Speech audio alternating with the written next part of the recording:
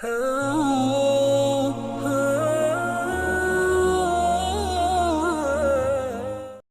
الذی اسری بعبدہ، جس نے اپنے بندے کو سیر کرائی من المسجد الحرام الی المسجد الاقصی، اللہ اکبر، مسجد حرام سے مسجد اقصی تک۔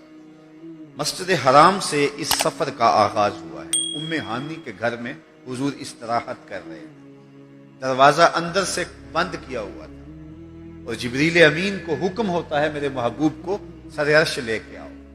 تو جبریل حاضر خدمت ہوئے تو دروازہ بند پایا، عرض گزار ہوئے مالک کیا کروں؟ کہا کہ تو نے دروازے کو دستک نہیں دینے کہ میرا محبوب تیرے لیے اٹھ کے دروازہ کھولے۔ اللہ اکبر، تو مالک کیا کروں؟ کہا چھت سے سوراخ کرو، اور جبریل نے چھت سے سوراخ کیا اور وہاں سے سمٹ کے حضور کے قدموں میں آ بیٹھے۔ صحیح حدیث میں آتا ہے جبریل کے 600 نوری پر ہیں، ایک پر کھولے تو شرق سے لے کے غرب تک، شمال سے جنوب تک پھیل جائے، اور اتنے بڑے بڑے 600 پر، تو 600 پر جس جسم پہ ہوں گے وہ جسم کتنا بڑا ہوگا۔ معراج کی شب چھوٹے سے سوراخ سے آیا، دنیا کو بتایا کہ محبوبوں کے در پہ آئیں تو بڑے ہو کے نہیں چھوٹے ہو کے آیا کرتے۔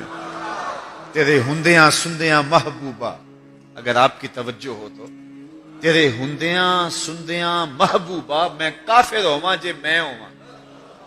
اپنے وجود کی جب تک نفی نہیں نہ کی جاتی کچھ ملتا ہی نہیں ہے۔ جبریل سمٹ کے حضور کے قدموں میں آ بیٹھا، محبوب اب بھی سوئے ہوئے۔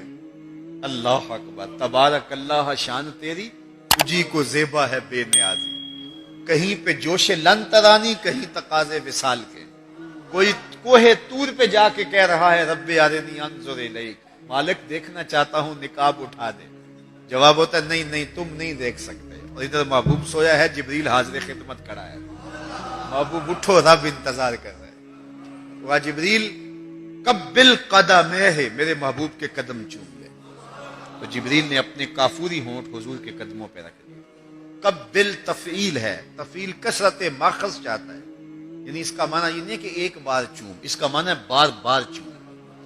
تو جبریل حضور کے قدم چوم رہے، بشرط چادر تان کے ستا، نور چمے پیا تلیاں، بشرط چادر تان کے ستا، نور چمے پیا تلیاں، جس دی خاطر سجیاں ہویاں نے عرش بری دیاں گلیاں، بشرط اگے وددا ہی جاوے، نوری رہ گیا تھلے، جس ویلے انہوں ود دیاں ویکھیا آکے بلے بلے بلے، کوئی حد ہے ان کے عروج کی، بلغل اولاب کمال۔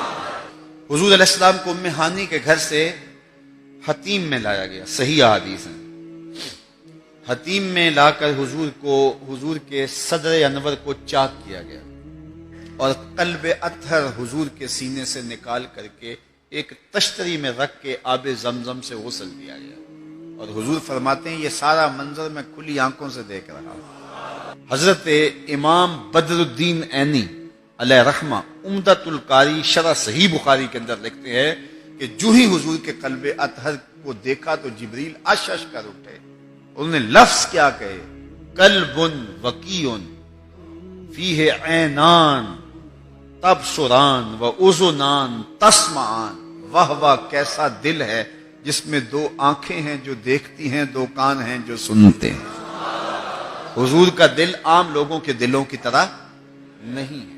اعلیٰ حضرت نے جو قصیدہ سلامیہ لکھا ہے، جو عموماً مساجد میں نماز جمعہ کے بعد پڑھا جاتا ہے، تو اس میں آپ نے ایک تو حضور کے معجزات کا ذکر کیا ہے، اور دوسرا اس قصیدہ سلامیہ میں حضور کے ایک ایک عضو بدن پہ سلام پڑھا ہے۔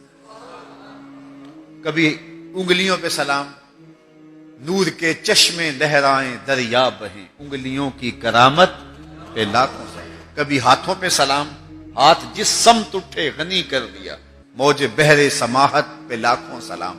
کبھی بازوؤں پہ سلام، جن کو بارے دو عالم کی پرواہ نہیں، ایسے بازو کی قوت پہ لاکھوں سلام۔ کبھی ہونٹوں کو سلام، پتلی پتلی گلے قدس کی پتیاں، ان لبوں کی نزاکت پہ لاکھوں سلام۔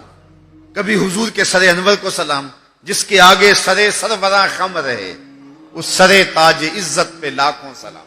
ایک ایک عضو بدن پہ سلام پڑا ہے۔ تو ایک ایک عضو پہ سلام پڑھتے پڑھتے جب اعلی حضرت حضور کے دل پہ آئے تو اعلی حضرت کا قلم رک گیا. اور اب اعلی حضرت کی یہاں بولی دیکھیے, یہاں آئے تو بولے دل سمجھ سے ورا. ایک ایک عضو کی بات کی ہے, احادیث بھی ملتی ہیں. اب حضور کے دل کے بارے میں کیا لکھوں؟ اعلی حضرت بولے دل سمجھ سے ورا, مگر یوں کہوں گنچائے راز وحدت پہ لاکھوں سلام. یہ اللہ کے رازوں کا امین ہے حضور کا قلب اطہر. اللہ اکبر. کائنات کی سب سے بڑی حقیقت حضور کا قلب اطہر, وہ دل جس میں خدا کے جلوے سموئے ہوئے. اللہ اکبر. حضور فرمایا تنام عینایا ولا ینام قلبی. لوگوں سنو, میری آنکھیں سوتی ہیں, میرا دل نہیں سوتا.